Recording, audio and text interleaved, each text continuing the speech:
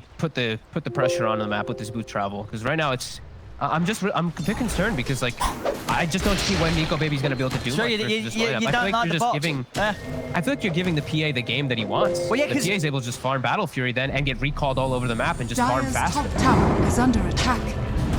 I mean, Matthew, he's gonna farm that much faster, really, isn't he? So it's a steep mid.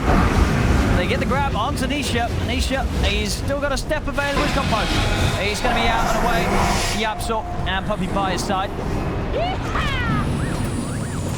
I don't know, it's going to be interesting. It's one of those things, you know, it's a bit of a different approach. Under attack. And in a game, okay, he's changed it. He changed it. He's changed it up. Okay. I was going to say, maybe like, that was just really confusing. Yeah, the treads into E-Blade, the standard there. I think it would have been surprising if it weren't for bots. I mean, it'd be interesting to know if that was ever his plan, or if he just happened to have that shift split shot. But no, treads into E-Blade. Much more comfortable, and definitely something that Alliance are going to be able to use to try and blow up, punish Matumba Man at this stage where he might not have the BKB done after his Battle Fury build-up. But saying that, they are going to have to be quick, because Matu's game's going very well, and he is going to be hitting some very good timings. It's 5-1, 3K lead. All three of Secret's cores right up there at the top right now. And I think Alliance is too scared to really fight into the threat of this Ravage, which is, it's just going to give Secret a lot of control and a lot of ways to just farm around the map. Limp, his last one is down, so it feels like they just can't do anything. As the stack will get taken from the Tide, under attack. Continues to get enabled that much. Just giving that space, you know, Matu, there it is. Battle Fury's done, Tread's done too. Just tried to rush it as fast as possible. That's how we saw no build up, no Wraith Bands, nothing. Straight Treads into the Battle Fury. It has paid off. It has. Fast time in a game where he was able to get involved in action already. 2-0-1 with this sort of timing on the Treads Battle Fury. We'll see mid Alliance. They can't set up for Nisha, it's impossible. Their draft, just, especially without high points in Ice Path, it really feels just way too hard to go for this. Like, Shadow Demon and Bat Rider can't set up for that. No, they're best. They're gonna smoke. See if they can get up here though, because Secret, they're in their own triangle, and they're not looking to inclined to head up and show themselves up top. No, and they can recall the Tide. Like, let's say the fight does kick off, Puppy's gonna recall Tide, so Alliance have to be fast with their move if they make it. They'll get the catch on Puppy. They're gonna drop the ults here. I mean, Puppy's dead, but I don't think Secret care about that whatsoever. And now that looks tired, S4 still sticking around, trying to stand his ground in the Wukong's command. Matu, he's already starting to have a poke at S4. S4 will be able to get the Jingu up, but they're going to have the burst and control. Nisha swings back over. S4's gone. As Alliance, they try and commit for that Puppy Keeper of the Light kill. I mean, they get the kill, but they're using everything for it, and they're losing more than they're able to take away from Secret there once again, as S4's down once more. Secret was, they knew that move was coming. Like, Puppy was, even as he got disrupted, he actually got his spirit form off. That to me like shows that they were so ready for the play.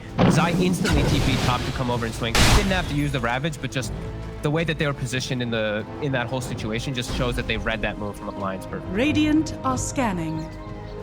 Be able to just chill and farm, Matu. Battle Fury, like we said, done, level 2. He's gonna be able to pass more Limp. Trying to come out and get some bounty runes, but Secret's there waiting. Better death. Oh, he had a stolen. Is that a stolen SD ult that he had? I didn't notice that. Oh, wow. He had it for the last bit of moves. And now fresh stacks that Secret can actually invade into, while we see Alliances. They can't invade. They can't even walk into step. I mean, what can they do right now? Is it sort of just waiting until Nico Baby has the E-Blade and saying, right, then we'll smoke and see if we can get something done with that first big item on the morph? Because until then, we're going to struggle bringing the fight to Secret. It still doesn't. I don't think they can fight. That's the thing. It's like Tide Runner, I think, just poses too much of a threat versus them, really. Like, I actually feel like Limp has to have BKB now before he can look to go for anything on Secret. They have to just make better moves around the map somehow, but it's really hard. Secret might actually threaten Roche too. If they just keep having this Ravage available at all times, they can just force Alliance's hand at some point. And you do not want to fight with this draft. As a Bat Rider with your mid, walking into a Ravage feels really hard.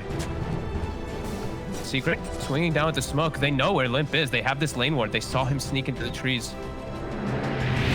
Oh, Limp. They're just catching him. S4's game that needed to be, you know, sort of semi-decent to put pressure on and enable space for Nico Baby to farm, and it's getting dealt with very well by Secret. The Bat and the Monkey King just struggling to make moves. Was Secret prepared for any of them? Yeah, just fully prepared and just reading any type of moves. And Alliance just, now at this point it feels too hard for them to make moves. It's just okay, Nico Baby, get Ethereal Blade, and hopefully we can win the game off some type of grabs and mess up some Secrets. So 7K advantage. Dire's bottom tower And they just always have rabbits. So Zai's just hanging on to it all this time too. With this fresh blink dagger they just picked up too. Yeah, Matu's chilling. I think, you know, you can tell he's feeling confident going for the Aghanims straight after the Battle Fury. Got limited control for him, so if he's able to just hop from target to target, if he gets a kill, he cleans up and just jumps to the next one. Yeah, and that Dispel is going to be very nice against the Sticky and the Jakiro, you know, all sort of these dots that are going to be thrown down onto him. So we'll have to worry, of course, versus Demonic Purge, but, you know, PA, you're mobile. You're able to jump around inside of them. And Nico Baby, okay, E-Blade is online, so let's see what they can make happen. There we go. There is a point right now where the PA isn't going BKB. Neither is Nisha. So they are poppable. They are able to actually die as long as Zai isn't acting as that big bruiser frontliner, which he has been. So they have to somehow get past this Tidehunter.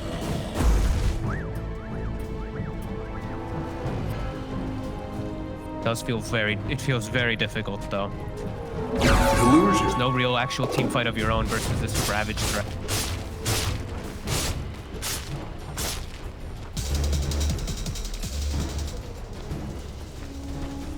Like they're gonna set up for a smoke, I think. Surely want to try. Surely the passive play is not going to benefit you with Alliance here.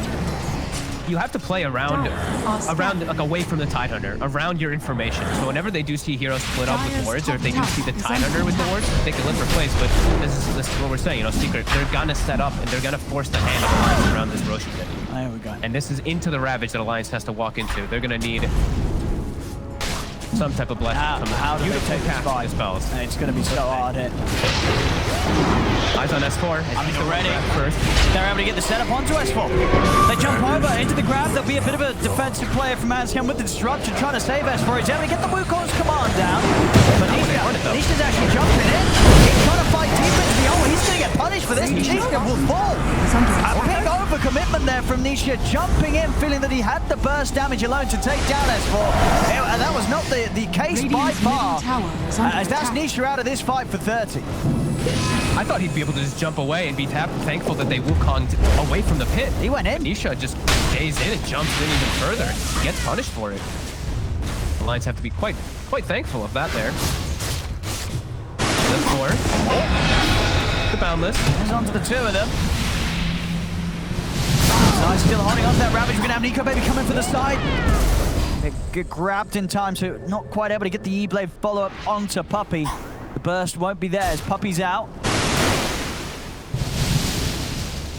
That's pretty decent for Alliance, though. Actually forcing them out of that Roach pit, forcing them out of that area, getting the kill on Nisha. I think Secret just is going to walk right back into that pit pretty soon, though.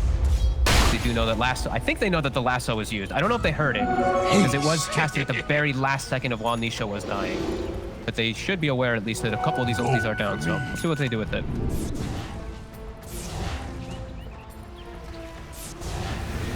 That should help! Alliance, they do split themselves back up. S4 going after the Witch Blade, yet to see. Top lane. Oh, Matu. Oh, we go. Okay. Easily in. And Oracle chose you. You can use your blur to set up for ganks pretty nicely now as it resets immediately afterwards. You can run away, reset too. And not go for the Roach play though. They're actually looking to pressure the lanes out a little bit more Dire's instead. top tower is under attack. You do see Limp in mid. He's not quite at the BKB yet. If they do see him too far up, I think Zai is going to go for the opportunity to ravage him. They're going back for... do they want to... Dire's top tower is under attack. They still attack. want to head quite back into the bit. I mean, Matu, Radiant's middle tower is under attack. He's blur hunting. He is. I mean, he knows that Alliance has sort of stepped back and split up.